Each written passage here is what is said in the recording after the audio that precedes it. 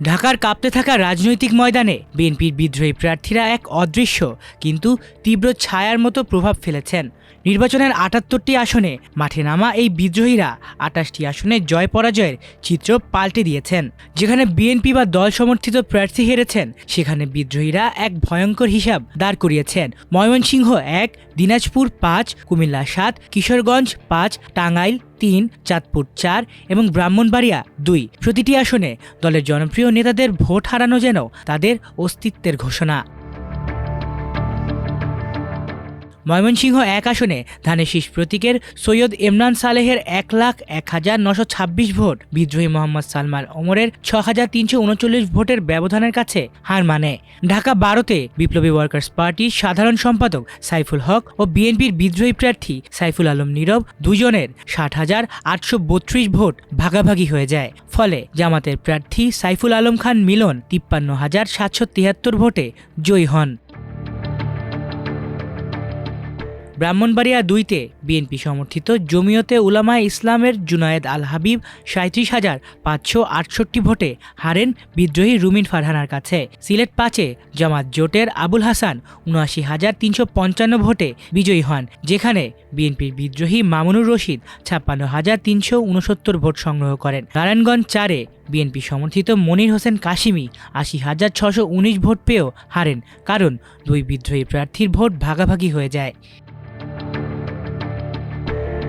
Comilla ৭-এ LDP ছেড়ে বিএনপিতে যোগ দেওয়া রেদওয়ান আহমেদ ৪৩,১৮১ ভোটে হেরে যান বিদ্রোহী আতিকুল আলমের কাছে। নড়াইল ২-এ বিএনপিতে যোগ দেয়া ন্যাশনাল পিপলস পার্টির চেয়ারম্যান ফরিদুজ্জামান ফরহাদ ৪৫,৪৬৩ ভোট পেলেও জিততে পারেননি, কারণ বিদ্রোহী মনিরুল ইসলাম ৭৮,৪৫৭ ভোট পেয়ে দ্বিতীয় হন। ঝিনাইদহ ৪-এও একই নাটক। গণ অধিকার পরিষদ ছেড়ে বিএনপিতে যোগ দেয়া মোহাম্মদ রাশেদ খান তৃতীয় হলে বিদ্রোহী মোহাম্মদ সাইফুল আলম ফিরোজ ৭৭,১০৪ ভোটে জেতার পথ খুলে দেন।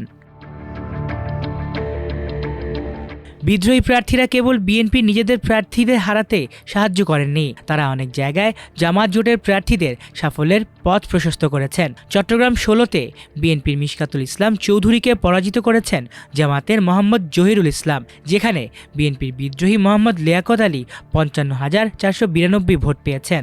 পাবনা ৪-এ হাবিবুর রহমান ৩,৭০১ ভোটের ব্যবধানের কাছে হারেন বিদ্রোহী জাকারিয়া পিন্টুর ২৭,৯৭০ ভোট ভাগাভাগির কারণে। বাগেরহাট ১, যশোর ১, মাদারীপুর ১, ঢাকা ১৪, সাতক্ষীরা ৩, পাবনা ৩, শেরপুর, গাইবান্ধা এছাড়া দেশের বিভিন্ন অঞ্চলে অনেক আসনে একই নাটক। বিদ্রোহীদের অস্তিত্বেই জয় পরাজয়ের মানচিত্রের নাটকীয় পালাবদল। ময়মনসিংহ ৬ অবশ্য পুরো চিত্র আরও নাটকীয়। এখানে বিএনপি ও জামাত দুদলেই বিদ্রোহী প্রার্থী ছিলেন। জয়ী হন জামাতের কামরুল হাসান ৭৭,৩২৫ ভোটে। বিএনপির আখতারুল আলম পেয়েছেন ৪৯,৪৭৬ আর বিদ্রোহী আক্তার সুলতানা পেয়েছেন ৫৩,৩৩১ ভোট। বিএনপির দখলে থাকা আসনগুলো যেন বিদ্রোহীদের ছায়ায় হারিয়ে গেছে। আলী চৌধুরী, আমার দেশ।